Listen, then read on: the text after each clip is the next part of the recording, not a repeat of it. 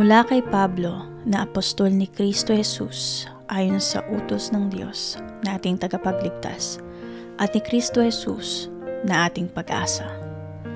Kay Timoteo na tunay kong anak sa pananampalataya, sumainyo nawa ang kagandahang loob, habag at kapayapaang buhat sa Diyos Ama at kay Kristo Jesus na ating Panginoon.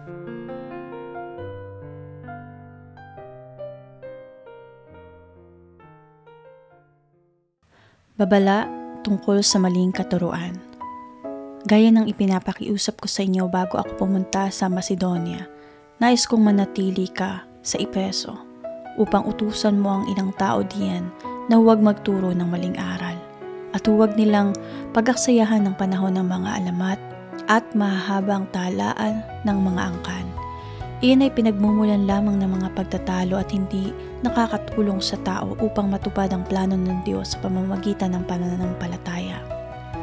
Ang layunin ng tagubiling ito ay upang magkaroon kayo ng pag-ibig na nagmumula sa pusong dalisay, malinis na budhi at tapat na pananampalataya.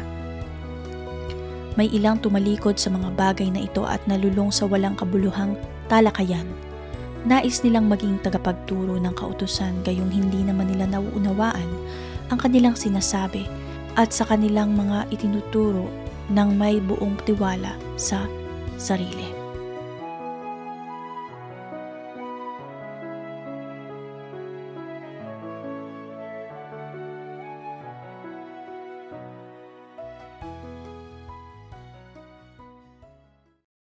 Hello everyone, it's been a long hours. Coffee.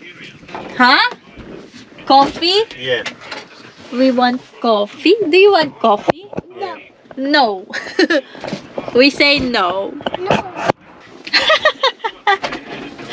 Why? Why you don't want cacao? Yeah. Praise God! Day 42 ng ating biyahe at ngayon nga, is it today 42 or 43? What, anak? What's wrong? My eyebrows? Hey! Which one? My nails? Oh, my nails need to be cut na. No. My polish. Nail polish? Okay. Where's my notebook? Drinking or not? Love, I will just drink cacao. I will not drink. Not drinking. Not drinking coffee. And then I'm gonna ask again coffee. Yes, guys. Ngayon po ay day 43. Yes. Yesterday was day 42. At kahapon ay parang nagpahinga tayo sa vlog, no? Pero hindi naman totally pahinga. Nag-ano lang ako guys kasi sumakit talaga yung ulo ko kahapon. Saan kami mag-park talagang parang pahirapan. Pero dito sa bandang north ng Croatia, medyo mas marami ng parking area. So, naging medyo relaxing na yung ating pagpapark. Kaya tayo yung magpapatuloy sa ating pagbalakbay papunta sa Eslovenia. Don't do that. Daddy! At nawa ay totally mawala na yung sakit. Yes. Mawala na yung sakit ng ulo natin. Aray ko, anak. You'll have.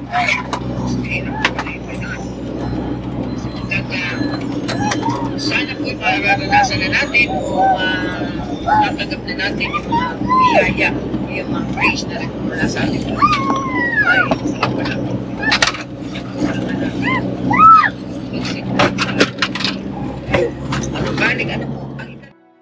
Alam naman natin, ang kautusan ay mabuti kung ginagamit sa tamang paraan. Alalahanin nating ang kautusan ay hindi ginawa para sa mabubuting tao, kundi para sa mga walang kinikilalang batas at mga kriminal, para sa mga hindi kumikilala sa Diyos at sa mga makasalanan, para sa mga lapastangan sa Diyos at walang hilig sa kabanalan, para sa mga mamamatay tao at pumapatay ng sariling ama o ina. Ibinigay rin ang kautusan para sa mga mahihilig sa kahalayan at nakikipagtalik sa kapwa lalaki, para sa mga kidnapper, para sa mga sinungaling at sa mga bulaang saksi. Ang kautusan ay ibinigay para sa lahat ng mga sumasalungat sa mabuting aral. Ang aral na ito'y ayon sa magandang balita na ipinagkatiwala sa akin ng mahuluwalhati at mapagpalang Diyos. Pagkilala sa habag ng Diyos. Nagpapasalamat ako sa ating Panginoong Hesukristo na nagbibigay sa akin ng lakas dahil itinuring niya akong karapat-dapat na maglingkod sa Kanya.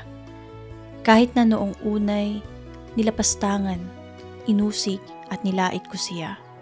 Sa kabila nito'y nahabag sa akin ng Diyos, sapagkat hindi ko nalalaman ang aking ginagawa noong ako'y hindi pa sumasampalataya. Pinasagana sa akin ang kagandahang loob ng ating Panginoon at pinagkaloob niya sa akin ng pananampalataya at pag-ibig na matatagpuan sa ating pakikipag-isa kay Kristo Jesus. Totoo, ang pahayag na ito at dapat paniwalaan ng lahat. Si Kristo Jesus ay dumating sa sanlibutan upang iligtas ang mga makasalanan at ako ang pinakamasama sa kanila. Ngunit akong pinakamasama ay kinahabagan upang ipakita ni Kristo Jesus sa pamamagitan ko ang kanyang lubos na pagtitiyaga at upang ito'y maging halimbawa sa mga sasampalataya at bibigyan ng buhay na walang hanggan. Purihin natin at luwalhatiin magpakailanman ang iisang Diyos, Haring walang hanggan, walang kamatayan, at di nakikita. Amen. Timoteo, anak ko, ang mga bagay na ito'y itinatago bilin ko sa iyo ayon sa mga pahayag na sinabi tungkol sa iyo, upang sa pamamagitan ng mga ito ay makipaglaban kang mabuti. Taglay ang matibay na pananampalataya at malinis na budhi. May mga taong hindi sumusunod sa kanilang budhi at dahil dito, ang pananampalataya nila ay natulad sa isang barkong nawasak. Kabilang sa mga iyon sina Himeneo at Alejandro. Ipinaubaya ko sa kapangyarihan ni Satanas upang turuan silang huwag lumapastangan sa Diyos.